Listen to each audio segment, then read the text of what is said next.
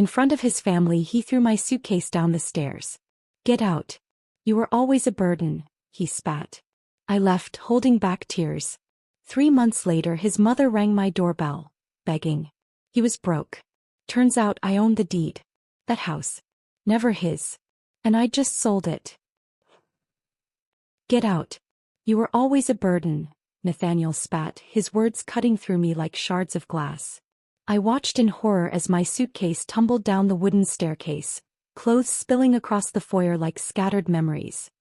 His mother Ava stood behind him, arms crossed, a satisfied smirk playing at the corners of her thin lips. The rest of his family, gathered for their weekly Sunday brunch, simply watched in silence as if my humiliation was just another course in their meal. But I'm getting ahead of myself. That devastating moment came later. My story begins with another kind of loss. Before I share how my life changed forever that Sunday morning, I want to thank you for joining me today. If you enjoy stories about finding strength when others underestimate you, consider subscribing.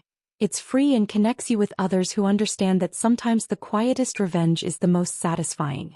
Now let me show you how I turned being thrown out of a house into the most empowering moment of my life.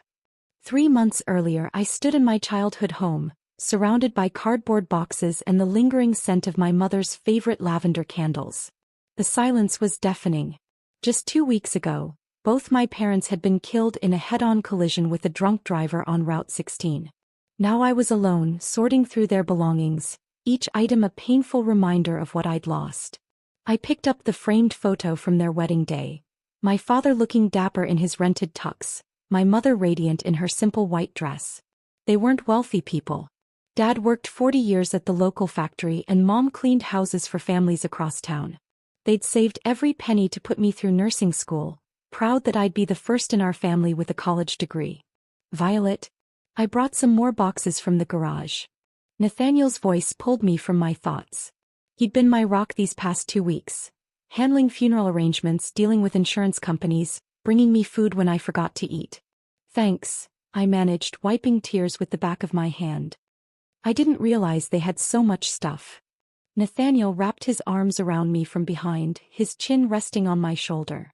"You don't have to do this all at once, you know. The estate agent said we have until the end of the month." The estate agent. Another reminder that I needed to sell my childhood home to cover my parents' modest debts and funeral expenses. There wouldn't be much left afterward. "What am I going to do, Nate?" I whispered, leaning into his embrace. "Where am I going to go?" His response came without hesitation. "You'll move in with me, of course." "With us? Mom's been wanting to meet you properly anyway." I'd only met Ava Prescott once, briefly at a restaurant. She'd seemed reserved. But Nathaniel spoke so highly of her and I was desperate for connection, for family. "Are you sure she won't mind?" I asked. Nathaniel turned me around, cupping my face. "It's my house too, Violet. I inherited it from my grandfather. And I want you there." 2 days later, I pulled into the driveway of the Prescott family home, a well-maintained colonial in a respectable neighborhood. Nathaniel carried my suitcases while I clutched a box containing the few keepsakes I couldn't bear to part with. Ava greeted us at the door, her smile not quite reaching her eyes. "Violet dear, what a difficult time for you." Her hug was brief, perfunctory. "Nathaniel, show her to the guest room, would you?" "Guest room?" Nathaniel frowned. "Mom, I told you Violet would be staying in my room." "Unmarried, under my roof?" Ava's eyebrows rose. "I don't think so. What would Pastor Richard say?" I felt my cheeks burn. "The guest room is fine, really." That night, as I unpacked my meager belongings, Ava appeared in the doorway. "Nathaniel says you're a nurse?" "Yes," I replied, hanging up my uniform. "I work at Mercy General." She glanced around the room. "Well, I suppose that's better than nothing. Though I always hoped Nathaniel would find someone who could stay home like I did. Family should come first, don't you think?" Before I could respond, she added, "Breakfast is at 7 sharp. I don't keep food out all day." The first few weeks in the Prescott home were a blur of grief and adjustment. Nathaniel left for work early. He managed commercial properties for a local real estate developer, and returned late. I worked 12-hour shifts at the hospital, trying to lose myself in caring for others when I could barely care for myself. Gradually, I began to notice changes in Nathaniel. He wanted to know where I was going and with whom. He'd check my phone when he thought I wasn't looking. When my friend Jess texted to invite me for coffee, he suggested I was too busy settling in to socialize. You know, her husband left her last year, he remarked. I don't think she's the best influence right now. Then came the comments about money. When I offered to contribute to household expenses, Nathaniel insisted I save what little I had. Yet somehow my salary became a joint resource. He'd ask to borrow from my account for vague expenses. When I got my first paycheck after returning to work, he took me shopping for new ties for himself. You work too hard to worry about finances, he'd say, taking my debit card. Let me handle it. Ava's criticism became a daily companion. My cooking was too bland. My cleaning wasn't thorough enough. My uniform was inappropriately fitted. When I brought home leftover hospital cafeteria cookies for dessert, she remarked, "Oh, how economical of you." One evening, after a particularly grueling shift where I'd lost a patient, I collapsed on the edge of the bed and scrolled through nursing job postings. The hospital was cutting hours and I needed more income if I was ever going to get back on my feet. Nathaniel entered, loosening his tie. What are you looking at? There's a position at Cedar Creek Hospital. Better pay, more regular hours. Cedar Creek? That's 40 minutes away. His voice hardened. You're not considering that, are you? I need the money, Nate. And it's a step up. Need money? He laughed sharply. What for? You live here rent-free. I pay for everything. That's just it, I said, straightening my spine. I don't want to depend on you for everything. I want to stand on my own 2 feet. Use my degree for something meaningful. Meaningful? His face flushed. What about supporting me? Being here when I need you? Mom's right. You're so focused on your career that you can't see what's important. What's important is that I don't lose myself. I hadn't meant to raise my voice, but weeks of bottled emotions came pouring out. My parents worked themselves to the bone so I could have this career, this independence. Independence. He grabbed my phone, jabbing at the screen. Is that what this is about? You want to leave? After everything I've done for you? That's not. I took you in when you had nothing. His shout echoed through the house. I gave you a home, family, and this is how you repay me. I heard Ava's footsteps in the hallway, pausing outside our door. Listening. Nathaniel, please. I lowered my voice. I'm grateful, truly. But I need something of my own. His expression shifted, anger morphing into something colder, more calculated. Fine. Apply for your job. But don't expect me to rearrange my life for your career ambitions. That night, he slept in the guest room, and I lay awake wondering how my safe harbor had so quickly become another storm to weather. What I didn't know then was that the real tempest was just beginning, and that my life was about to change in ways I could never have imagined. The morning after our argument, Nathaniel acted as if nothing had happened. He kissed my forehead before leaving for work, his smile a little too bright, his tone a little too cheerful. But something had shifted between us. A hairline fracture in what I once thought was solid ground. I had the day off and decided to finish clearing out my parents' house.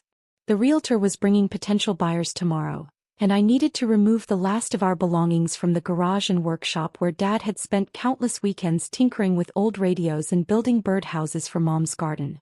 The April morning was crisp as I pulled into the driveway one last time. Every visit felt like ripping off a bandage, exposing the raw wound of grief underneath. I unlocked the side door to Dad's workshop, dust motes dancing in the slanted sunlight through the windows.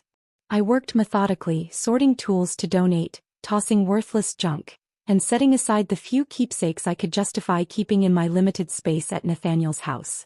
In the back corner, partially hidden by an old tarp, stood Dad's heavy toolbox, a massive steel behemoth he'd bought at an estate sale 20 years ago. The bottom drawers stuck as they always had. I yanked harder, the metal finally giving way with a screech. Inside lay Dad's precision tools, each in its designated spot. Something about the drawer's dimensions seemed off, though. It wasn't as deep as it should be given the height of the toolbox. Curious, I removed the tools and felt along the bottom. My fingers caught on a nearly invisible seam. A false bottom. With trembling hands, I pried up the metal panel. Stacks of cash lay neatly arranged beneath, $100 bills bound with rubber bands, each stack exactly the same height. Beside them was a sealed envelope with my name written in Dad's careful handwriting. With shaking fingers I tore it open. Violet, if you're reading this, then your mother and I are gone. This money was meant for your education, but we managed without touching it. There's $1.1 million here. The result of your grandfather's life insurance policy that came to me when you were just a baby. Mom wanted to tell you about it, but I insisted we save it for when you might truly need it. Seems that time has come. Don't let anyone know about this money until you decide what to do with it. People change when money's involved. We love you, Firefly. Make good choices. Dad. I sat on the concrete floor, letter clutched to my chest, surrounded by the ghosts of my parents and the weight of their final gift. An hour passed before I could move, before I could think clearly enough to form a plan. I couldn't take this much cash to Nathaniel's house. Not with Ava's prying eyes, and especially not after witnessing how Nathaniel had begun controlling my modest nursing salary. I drove to 3 different banks in neighboring towns, opening new accounts at each, distributing the money to minimize questions. By afternoon the cash was secured, the letter hidden in my bra and the false bottom replaced in the toolbox. On the drive back to Nathaniel's, my phone rang through the car speakers. His voice filled the space, uncharacteristically tense. Where have you been? I've called 4 times. At my parents' house, I replied, guilt inexplicably washing over me. Final cleanup before the showing tomorrow. Well, hurry home. We need to talk. It's important. When I arrived, Nathaniel was pacing in the kitchen, his usually immaculate hair disheveled as if he'd been running his hands through it repeatedly. Ava sat at the table, her face a mask of concern. There you are, Nathaniel said, pulling me into a tight embrace. I've been worried sick. I told you where I was. I pulled back, studying his face. What's wrong? He guided me to the table, his hand firm on my lower back. I need to talk to you about something. A business opportunity. What followed was a carefully rehearsed pitch about a sure-thing investment property. Nathaniel's eyes gleamed as he described the potential returns, how this one deal could set us up for life. All he needed was capital, specifically whatever I'd received from selling my parents' house. The sale hasn't gone through yet, I said carefully, and the proceeds will barely cover their outstanding medical bills and funeral costs. But surely there must be something, he pressed. Insurance? Retirement accounts? Your father worked for decades at that factory. I shook my head, the letter burning against my skin. There's nothing, Nate. They lived paycheck to paycheck. Later that night, as Nathaniel showered, a notification popped up on his laptop, which he'd left open on the bed. An email from someone named Marcus. Final notice, payment due. My stomach knotted. I shouldn't look. It was an invasion of privacy. But something about Nathaniel's desperation earlier pushed me forward. The email detailed missed payments on a high-interest loan. References to previous extensions. Threats of legal action. I quickly searched through his email, finding dozens of similar messages dating back months. Then I noticed the folder labeled Statements. Inside were PDFs of credit card bills with staggering balances, loan agreements with predatory terms, and notices from collection agencies. Nathaniel was drowning in debt. I closed the laptop just as the shower shut off. While he dressed, I feigned sleep, my mind racing. The next morning, I waited until he left for work before searching his desk. Hidden beneath tax documents were more statements, at least 6 maxed-out credit cards and 3 personal loans. The total approached $400,000. Over the next week, something strange happened. Nathaniel transformed into the attentive, loving boyfriend I'd first met. He brought me flowers, suggested weekend getaways, and one evening over an expensive dinner I couldn't understand how he could afford, he took my hand across the table. Let's get married, he said simply. Next week. Just us and a few family members at the courthouse. I hesitated, thoughts of his debts and my hidden inheritance swirling together. Why the rush? Life's too short, he replied, squeezing my hand. Your parents taught us that. I don't want to waste another day not being your husband. Maybe it was vulnerability. Maybe it was fear of being alone. Whatever the reason, I heard myself say yes. The courthouse ceremony was brief. Ava, her sister, and Nathaniel's cousin served as witnesses. No one from my side. I had no family left, and Nathaniel had convinced me not to burden my friends who were busy with their own lives. At the celebratory lunch afterward, Ava cornered me in the restaurant bathroom. Now that you're officially family, she said, reapplying her lipstick, we should discuss your contribution to the household. Nathaniel mentioned your parents' estate might be settled soon. The lie came easily. There is no estate. Just debts. She studied me in the mirror. Funny, Nathaniel seemed to think otherwise. That night as we lay in bed in what was now our room, Nathaniel's phone rang. He answered groggily, then sat bolt upright, taking the call in the hallway. I could only make out fragments, extension, impossible timeline, working on a solution. When he returned, his face was ashen. Who was that? I asked. Wrong number, he muttered, turning away. But at 2 a.m., thinking I was asleep, he made a call from the bathroom, door closed, voice low but urgent. I pressed my ear to the door. It's Nathaniel Prescott regarding the property on Oak Lane. Yes, I understand the foreclosure proceedings have begun, but there's been a development. I'm getting married. Well, I just did today. My wife has an inheritance coming. I just need 30 more days. I backed away silently, heart pounding. Suddenly, the rushed wedding, the questions about my parents' assets, the mounting debt, it all formed a pattern I could no longer ignore. Nathaniel hadn't married me for love. He'd married me for money he thought I had. I spent the next week in a fog of disbelief, replaying Nathaniel's late-night conversation in my mind. Each morning, I'd wake beside him, watching him sleep, trying to reconcile the man I thought I married with the one who saw me as a financial solution.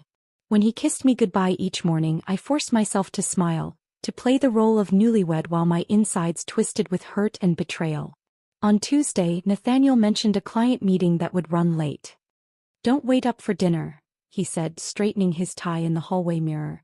This could be a big deal, exactly what we need right now. Something in his tone, a slight tremor perhaps, raised my suspicions. After he left, I called the hospital and switched shifts with a coworker. Then I waited 20 minutes before following him in my car.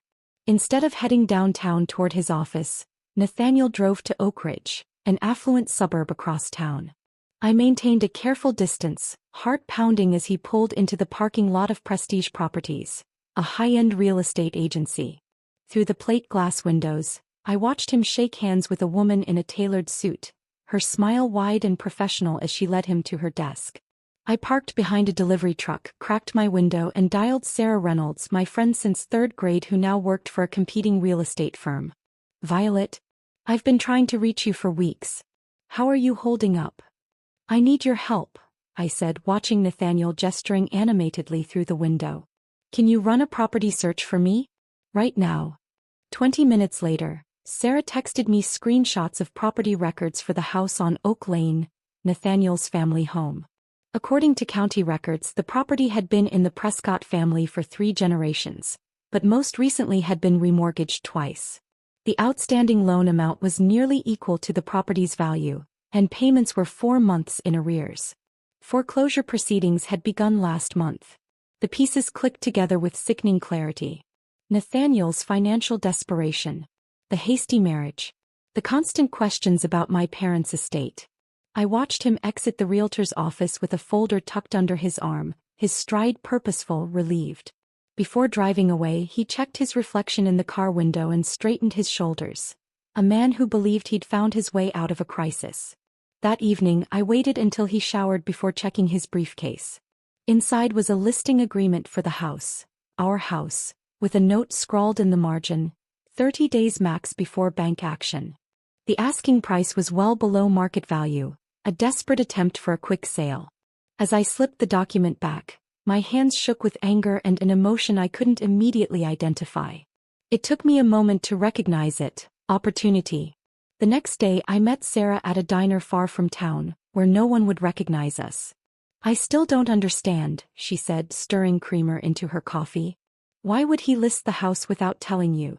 Especially now that you're married. I explained everything, the debts, the midnight phone call, the rushed wedding. He thinks I'm coming into money from my parents. Money he plans to use to solve his problems. Sarah's expression hardened. That's not just dishonest, Vi. It's financial abuse. I know. But there's something else. I lowered my voice. I do have money. A lot of it.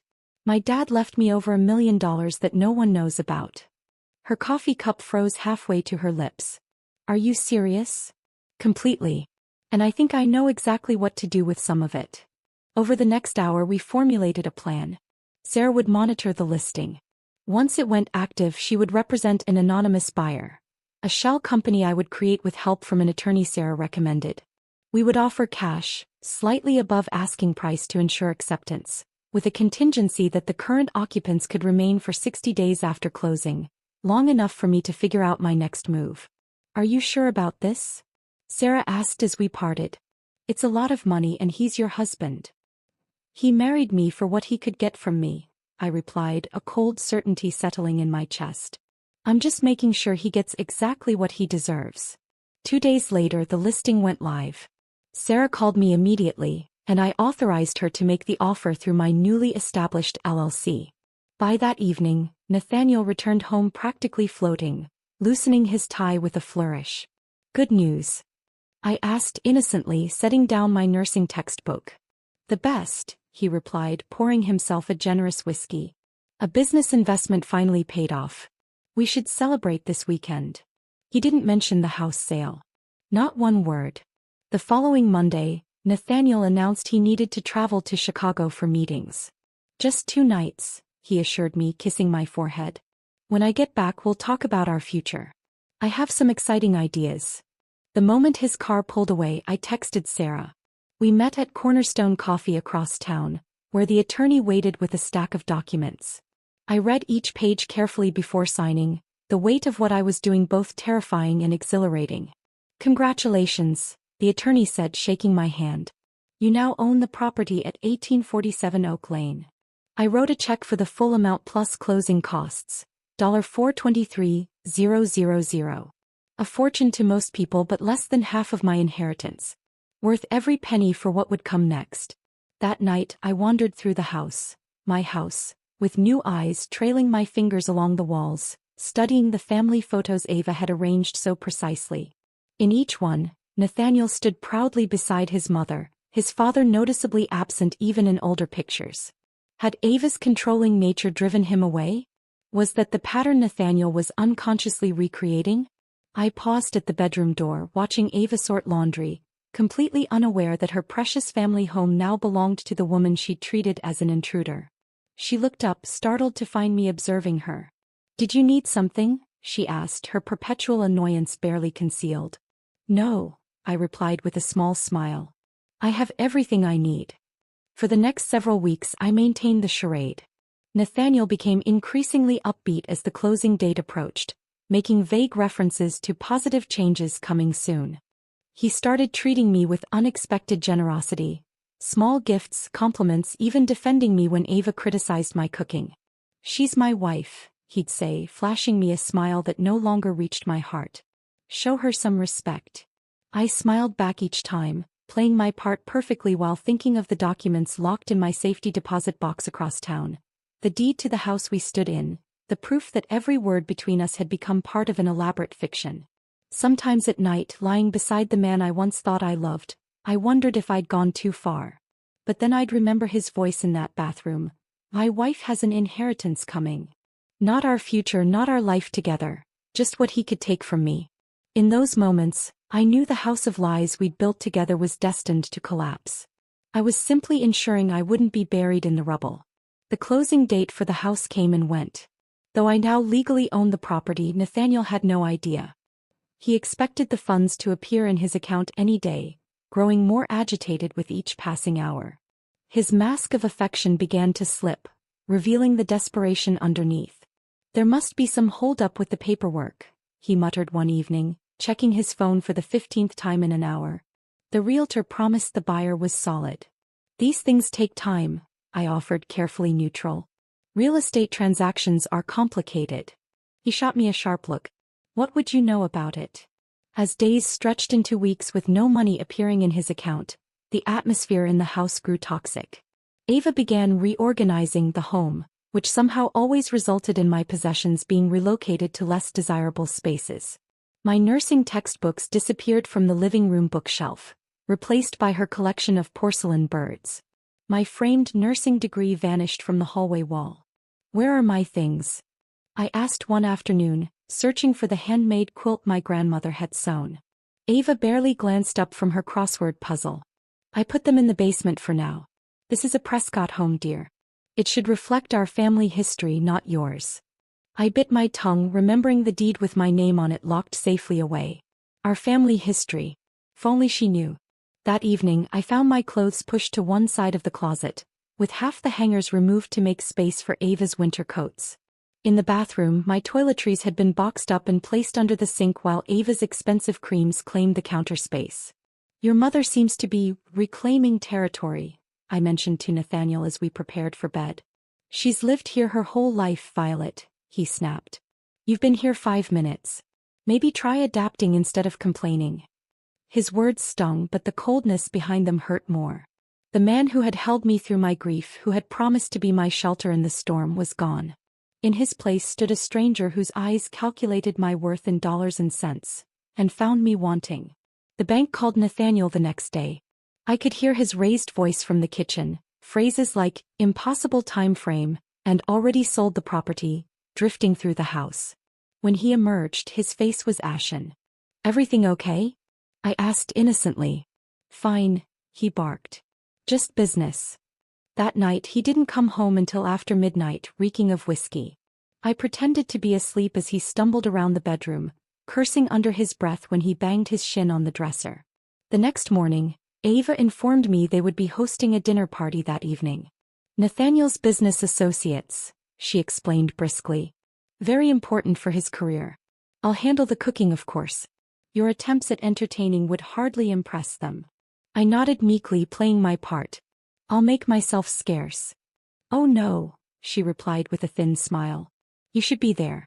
You are his wife after all. The dinner party consisted of 4 couples, all connected to Nathaniel's real estate world. I wore my best dress, a simple navy blue sheath that had been relegated to the back of the closet.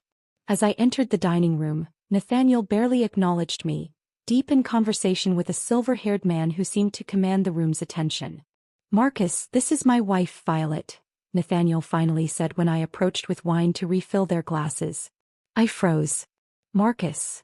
The name from the emails about Nathaniel's debts. Ah, the nurse, Marcus said without warmth. Nathaniel mentioned you were working class. Conversation flowed around me like water around a stone. Whenever I tried to contribute, Nathaniel would subtly talk over me or change the subject. By dessert, the discussion had turned to investments and property values. What do you think of the market right now, Violet? Asked a woman whose name I'd already forgotten. Before I could respond, Nathaniel laughed sharply. Violet doesn't concern herself with finance. He's more hands-on. Changing bedpans and such. The table fell awkwardly silent. My cheeks burned. Actually, I said quietly, I work in the cardiac care unit. We save lives. And we're very proud, Nathaniel replied condescendingly, patting my hand. But let's face it, honey, your contribution to this household is minimal. Financially speaking. The rest of the evening passed in a blur of humiliation. After the guests left, I confronted Nathaniel in the kitchen. How could you speak to me like that? In front of everyone. Like what? He slurred, the evening's drinks evident in his unsteady stance. I was just being honest. You contribute nothing here. Nothing. I'm your wife. A wife is supposed to be an asset. His voice turned ugly. So far you've been nothing but a liability. I slept in the guest room that night, listening to Ava and Nathaniel arguing downstairs, their voices rising and falling like waves against rocks. My name floated up the stairs, followed by phrases about expectations and disappointment. Sunday morning dawned bright and clear. Ava's family, her sister, brother-in-law, and their adult children, arrived promptly at 10 for their weekly brunch tradition. I dressed carefully in jeans and a simple blouse, steeling myself for another performance in their ongoing family drama. The tension was palpable as Ava served her famous blueberry pancakes. Nathaniel hadn't spoken a word to me all morning, his jaw tight, eyes bloodshot from another night of drinking. His cousin Jeffrey kept glancing between us nervously while Ava chattered about church gossip, her voice unnaturally bright. When my phone rang, I excused myself to answer it. It was Sarah. The bank is moving up their timeline, she warned.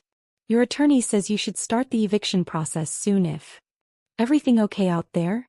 Nathaniel called from the dining room, his voice sharp with suspicion. Just work, I replied, ending the call quickly. Nothing important. I rejoined the table, feeling all eyes on me. Nathaniel's gaze was particularly intense, as if trying to peel back my skin and see what lay beneath. Who was that? He demanded. Just the hospital. They wanted to know if I could pick up an extra shift. Liar. The word fell like a stone. I saw the name on your screen. Your realtor friend. The table went silent. Ava froze, fork halfway to her mouth. Why would Sarah be calling you? Nathaniel continued, rising slowly from his chair. Unless you know something about my house sale falling through? I don't know what you're talking about, I managed, my heart hammering. 3 weeks, he hissed. 3 weeks since closing with no money. The bank calling every day. And suddenly your friend from the competing agency is calling on a Sunday morning. He advanced toward me and I instinctively backed toward the stairs. What did you do? His voice rose with each word. Did you interfere? Did you tell the buyer something? Nathaniel, you're scaring me. I want you out, he snarled, grabbing my arm. Pack your things and get out of my house. Nate, stop. I tried to pull away but his grip tightened. I took you in when you had nothing, he shouted, dragging me toward the stairs. I gave you everything. You married me for money. I finally screamed back. You thought I had an inheritance. The silence that followed was deafening. Ava rose from her chair, her face a mask of shock. The others stared, frozen in their seats. Get your things, Nathaniel said, his voice deadly quiet. Now. With shaking hands, I threw whatever I could grab into my suitcase. Some clothes, my nursing badge, basic toiletries. As I lugged it toward the stairs, Nathaniel snatched it from my hands and flung it down the staircase. It burst open on impact, my belongings scattering across the foyer like autumn leaves.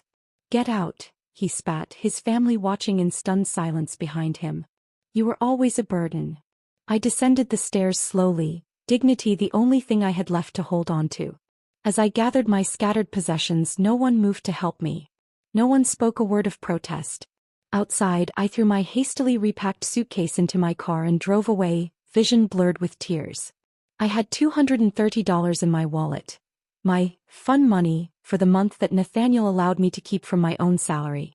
That night, I checked into the Sunset Motel on the edge of town, a place that rented rooms by the week to people down on their luck. As I sat on the lumpy mattress, staring at the water stains on the ceiling, a strange calm settled over me. I owned the house I'd just been thrown out of. And Nathaniel had no idea what was coming next. The Sunset Motel became my home for exactly 3 nights. The paper-thin walls, the lingering scent of cigarettes, and the constant drone of the ice machine outside my door were daily reminders of how quickly life could change. But I refused to wallow. On the 4th day, I found a 1-bedroom apartment in a modest complex across town, using a small portion of my inheritance for the security deposit and first month's rent. The apartment was sparse. Just a bedroom, bathroom, and combined living room/kitchen with worn carpet and outdated appliances. But it was mine. No Ava rearranging my belongings. No Nathaniel monitoring my comings and goings. For the first time since my parents died, I could breathe freely. I requested extra shifts at the hospital, volunteering specifically for night rotation. The work kept my mind occupied, and the schedule meant I could handle legal matters during business hours. More importantly, it reduced the chances of running into Nathaniel or his family around town.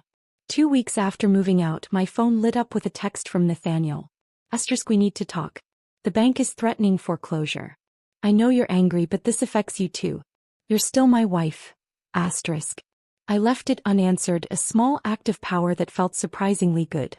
The texts continued, evolving from demanding to cajoling to increasingly desperate as days passed.